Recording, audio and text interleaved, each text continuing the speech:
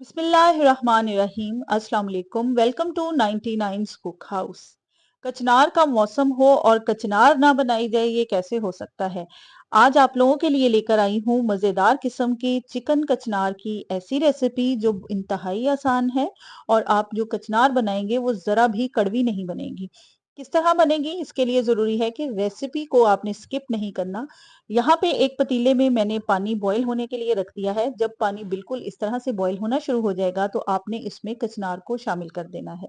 ये स्टेप आपने जरूर करना है और हंडिया बनाने से पहले कर लेना है। इससे क्या होगा कि जितनी भी कड़वाहट होगी कचनार के अंदर वो सारी निकल जाएगी। तो यहाँ पे आपने इसको कितनी देर के लिए बॉईल करना है, आपने सिर्फ इसको 1 मिनट के लिए बॉईल करना है। बहुत ज्यादा देर के लिए आप इसको बॉईल नहीं करेंगे। जैसे ही इसके अंदर 2-3 बॉयल आ जाएं उसके बाद आपने इसको स्टेन करके एक साइड पे रख लेना है।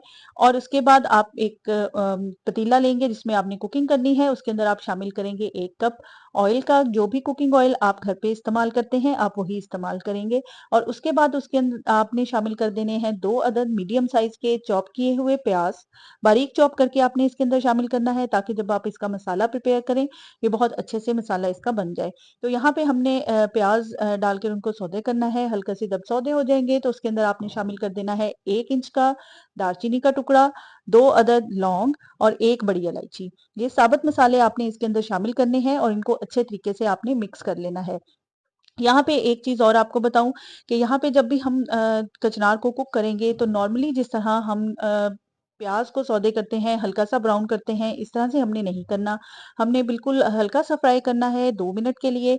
कोई कलर नहीं आने देना और उसके बाद आपने इसमें साबुत मसाले शामिल करने हैं और चिकन शामिल करके आपने उसको अच्छे तरीके से फ्राई कर लेना है। फ्राई फ्राई करने के बाद आप इसके अंदर शामिल करेंगे 1 टेबल स्पून के करीब हरे लहसुन का पेस्ट हमने किस तरह तैयार किया था इसकी वीडियो मैं ऑलरेडी अपलोड कर चुकी हूँ। आप मेरे चैनल से भी उसको विजिट कर सकते हैं। उसके अलावा आई कार्ड में भी उसका लिंक मैं दे दूंगी, वहां से भी आप चेक कर सकते हैं। 1 टेबल स्पून इसमें मैंने हरे लहसुन का पेस्ट शामिल किया। 1.5 टीस्पून इसके अंदर मैंने शामिल कर दिया है अदरक का पेस्ट। ठीक है, इसको शामिल करने के बाद आपने इसको अच्छे तरीके से फ्राई करना है। 1 से 2 मिनट फ्राई करने के बाद 1 अदद मीडियम साइज का आपने ले लेना है टमाटर, उसको चॉप करना है और इसके अंदर शामिल कर देना है। यहाँ पे एक चीज मैं आप लोगों को मेंशन कर दूं कि मीडियम साइज का आप टमाटर एक ही इसके अंदर शामिल करेंगे, ज्यादा आपने इसमें टमाटर शामिल नहीं करने क्योंकि इसके अंदर हमने दही का भी इस्तेमाल करना है। तो यहाँ पे हमने टमाटर को शामिल करने के बाद इसको अच्छे तरीके से फ्राई करना है। कोई भी पानी इसमें ऐड नहीं करना। ये अपने ही पानी के अंदर अच्छे तरीके से जब फ्राई होगा तो ये बहुत आसानी के साथ घुल जाएगा। तो यहाँ पे मुझे 1 से 2 मिनट हो गए थे इसको फ्राई करते हुए।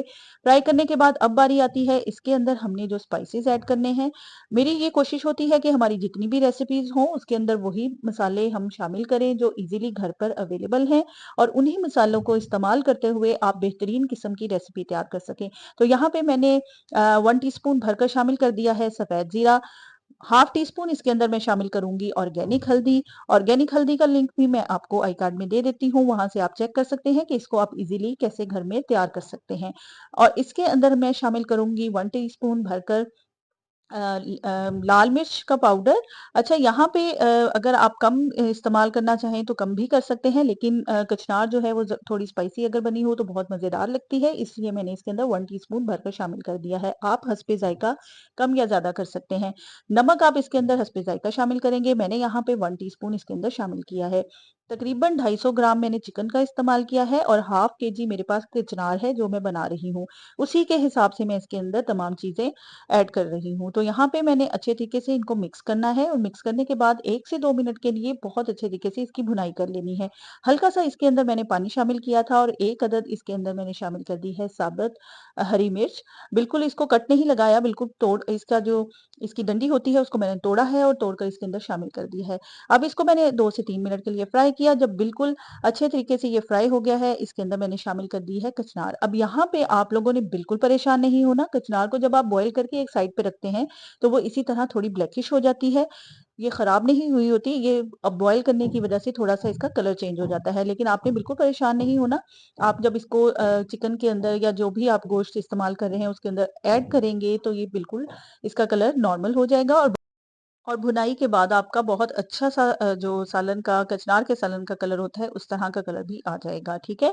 तो अगर आप लोगों ने मेरी चैनल को अभी तक सब्सक्राइब नहीं किया और मेरी रेसिपी को लाइक नहीं किया, तो जल्दी से मेरे चैनल को सब्सक्राइब कर दें और बेल आइकन के बटन को ज़रूर आपने प्रेस करना है ताकि आइंदा आने वाली तमाम रेसिपीज़ आप तक पहुँच सकें।